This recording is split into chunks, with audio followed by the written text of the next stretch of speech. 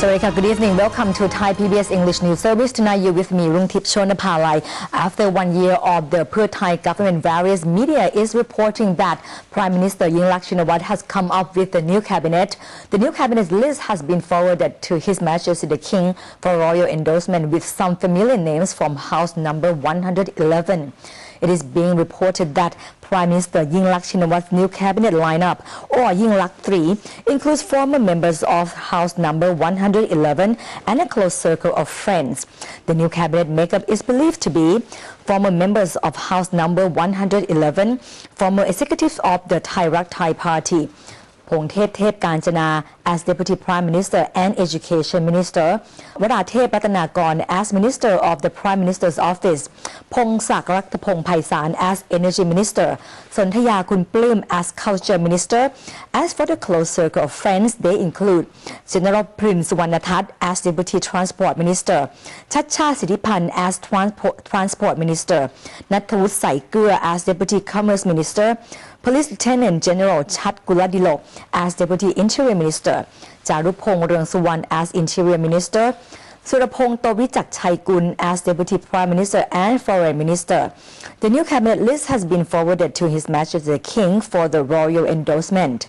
Meanwhile, Deputy Prime Minister for Security Affairs, General Yuthassak Sasiprapha, said that he has no problem if he is not given any ministerial post in this cabinet reshuffle. As for the 8th anniversary of the Tat massacre, General Yuthassak has ordered tightened security in the south. A Pakistani national was arrested by Suvarnabhumi Airport's immigration officers while he was trying to escape to Pakistan after he has allegedly fatally wounded a woman in Chiang Mai. The suspect tried to defend his actions by claiming the woman had insulted him. However, the police believe the motive for the attack was robbery as the dead woman's possessions were found on the suspect. Syed Muhammad Ali, a 41 years old Pakistani national, was arrested today by immigration officers at Suvarnabhumi Airport in possession of property, including a gold ornament, a gold-plated Buddha, and a mobile phone, apparently stolen from the victim. It is believed that the suspect was trying to escape back to his country after using a knife to cut the throat of the Thai woman, who was owner of a bar in Chiang Mai.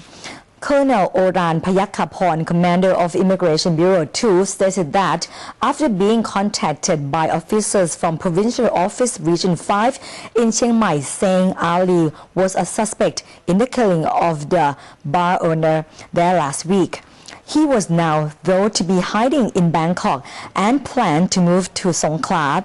The commander of Immigration Bureau 2 then ordered his officers to track down the suspect. Today, Ali was caught while buying an airline ticket to Pakistan. The police apprehended him for questioning.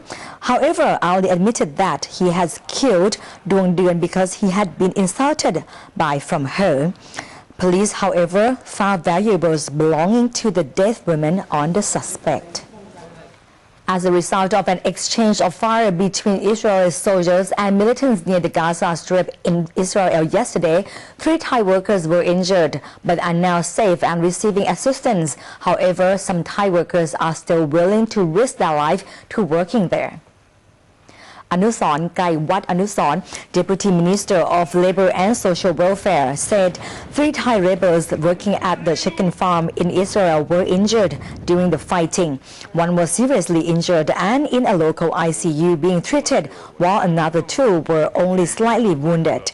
They have been initially identified as Rachawat Somsanuk and Udon Thani native Sawat Khodin and Somsak.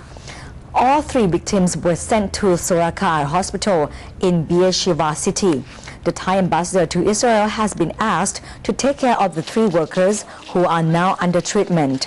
The place where all 3 were working is considered a high-risk area, and earlier the ministry had warned them to avoid working there. Latest reports show that 30,000 Thais are working in Israel, 27,000 of them in the agricultural sector.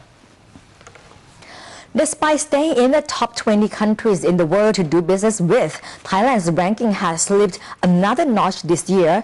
According to the World Bank, the country is placed 18th in the Doing Business 2013 survey released on Tuesday, down from 17th in the 2012 rankings and 16th in the 2011 report. The country was also ranked 85th for starting a business, a slide from 78th in 2012, but its ranking from ease of paying taxes improved to 96th from 100th. A year ago, the World Bank praised the kingdom for reducing the corporate profit tax and showed positive outlook for Thailand in attracting investors. The bank also hailed Thailand's efforts to reduce the procedures needed in registering a company in Thailand.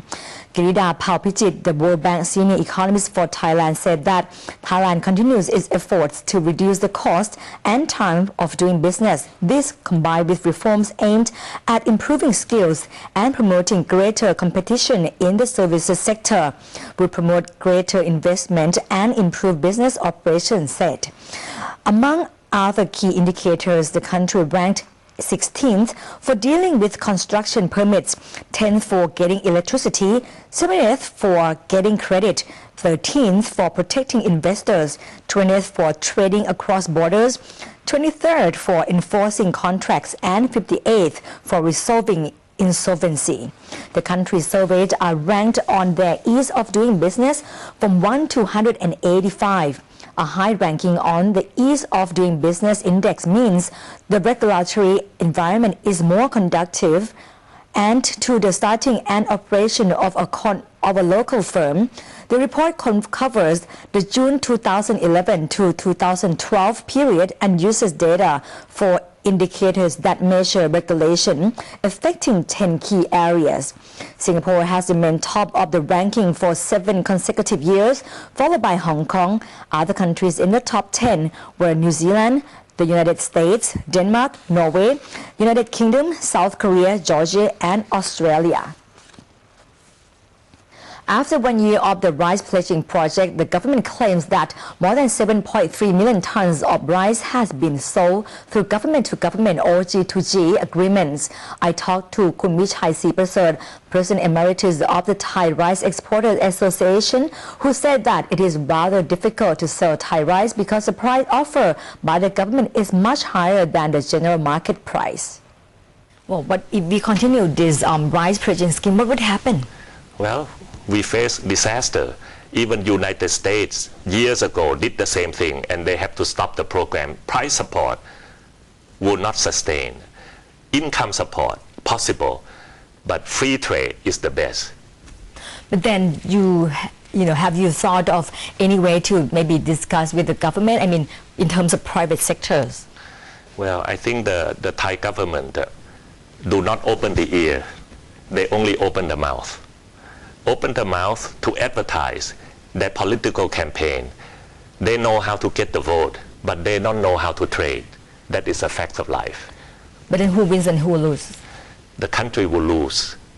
The taxpayer will lose. And the rice industry, which is the champion in the world in terms of price, in terms of quality, in terms of reputation, in terms of ability to perform, all of this would disappear. We private sector cannot compete with our own government. Government say, you guys have to sell at 800. We say nobody in the world will buy at 800. So this is where we are. The best we could do would be about 600. But even 600 means half of it can be sold. But we need to sell 100% of the surplus, not 50% of the surplus. And rice, if you keep in the warehouse, month by month, the quality deteriorate. Price would also deteriorate. And you give the signal to the world market that Thai government cannot sell the rice. So now they talk about 7 million tons or whatever it is. The world will laugh at it because the government price of $800 is impossible. 20 years after Bill Clinton's successful U.S. presidential campaign coined the term, "the economy stupid," it still remains the central issue in the 2012 race to the White House. This year's election will be decided by a handful of battleground states across the country, and voters in those crucial areas are still focused on the economy and jobs. Here's more from Hugh Adam. Swing states like Virginia, Ohio and Florida will hold the key to deciding the Electoral College winner in the presidential election next month. From day one, the presidency of Barack Obama has been dominated by the global recession and the attempts to right the U.S. economy. His Republican challenger, Mitt Romney, is trying to convince voters that he is the leader the country needs instead. Just to the south of Washington, D.C., lies Virginia, traditionally a red Republican state that has trended purple in recent elections as its northern suburbs swing more Democratic blue. With a 5.8 unemployment rate, 2 points below the national average, Virginia's statewide economy looks to be on the rebound, but the economic recovery is uneven. In Canton, Ohio, twice-retired 91-year-old mechanic Thurman Spicer believes jobs are there to be found. Spicer considers himself a Reagan Democrat, one of the traditionally Democrat voters who were drawn to the policies of Republican President Ronald Reagan in the 1980s. But he says he's sticking with the Democrats this year. I think Obama made some improvements. I think the economy is getting a little better than it was. The heavily courted voters of Ohio are seen as being politically diverse and representative of the nation as a whole. Professor Paul Beck, a political scientist from Ohio State University, has been following politics in his state for more than 25 years. I think the real battleground this year is working-class white voters. People who, in some cases, have lost jobs because of the movement of heavy industry or the decline of heavy industry in Ohio.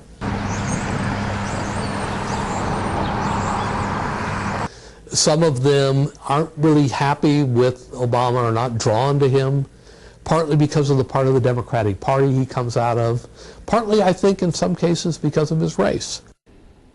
Beck says many working-class white Ohioans aren't really happy with Obama and aren't drawn to him, partly because of the part of the Democratic Party he comes from, and, Beck maintains, partly because of his race.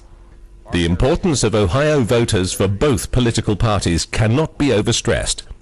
The state has picked the winner in all but 2 presidential races since World War II, and no Republican has lost Ohio and made it to the White House.